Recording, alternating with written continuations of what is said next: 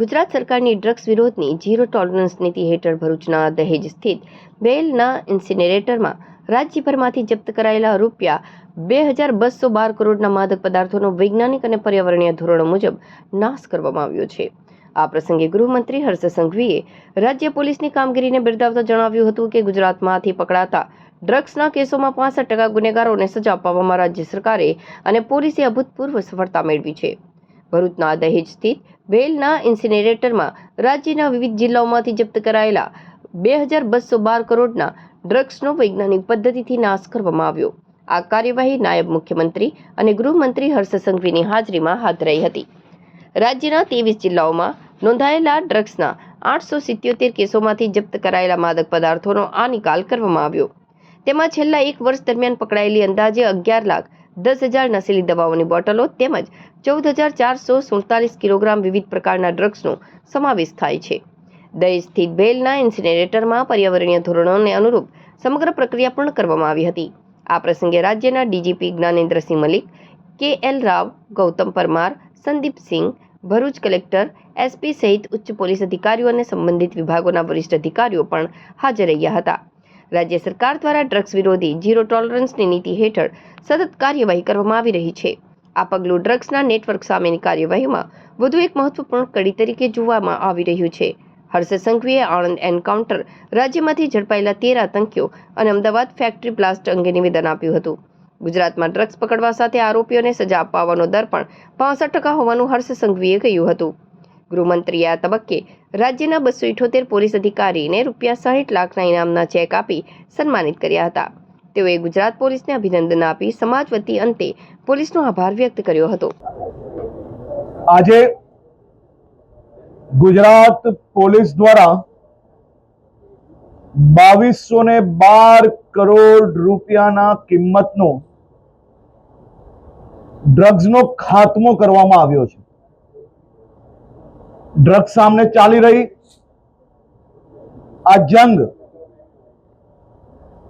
હજી વધુ મજબૂતાઈથી ગુજરાતના ખૂણે ખૂણે પહોંચે તે દિશામાં ગુજરાત પોલીસની કામગીરી ચાલી રહી છે. ગત ઓક્ટોબર માસમાં આ જ સ્થળથી 2000 કરોડથી વધારે કિંમતનો ડ્રગ્સનો ખાત્મો બોલાવવામાં આવ્યો હતો અને આજે 2212 કરોડ રૂપિયાની કિંમતનો ડ્રગ્સનો ખાત્મો બોલાવ્યો છે. આ વર્ષે ગુજરાત નહીં પરંતુ દેશના ઇતિહાસમાં ડ્રગ્સના કેસના કન્વિક્શનમાં સૌથી મોટો વધારો એ ગુજરાતમાં આવ્યો છે. ગુનેગાર પકડાઈ જાય, વર્ષો તક કેસ ચાલે, છુટકારો મળી જાય ક્યાંક ને ક્યાંક છટકબારી શોધીને, પરંતુ છેલ્લા 5 વર્ષથી જે પ્રકારે એક પછી એક મહત્વના બદલાવના કારણે આ વર્ષે આશરે 65% જેટલા ગુનેગારોને સજા સંભળાવવામાં સફળતા પ્રાપ્ત થઈ છે. આવનારા દિવસોમાં 100% ગુનેગારોને સજા સંભળાવવામાં સફળતા પ્રાપ્ત થાય તે પ્રકારના કામગીરીમાં અમે આગળ વધી રહ્યા છીએ. આણંદમાં જે એક એન્કાઉન્ટર થયું તેને તમે કઈ રીતે જોઈ શકો? એક 4.5 વર્ષની બાળકી, એની હત્યા, મોટા મોટી દુષ્કર્મ બી, અને જેનો ભૂતકાળ બી આ જ પ્રકારના ગુનાઓ જોડે જોડાયેલો હોય એવો નરાધમ પોલીસને ચક્કુ મારવાની કોશિશ કરે,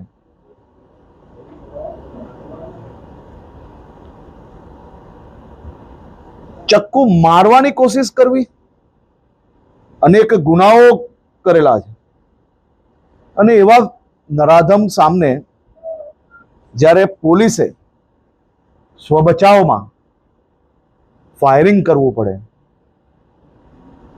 આવા નરાધમોને સંપૂર્ણપણે કંટ્રોલમાં રાખવા એ જ રાજ્ય પોલીસનું કામ છે.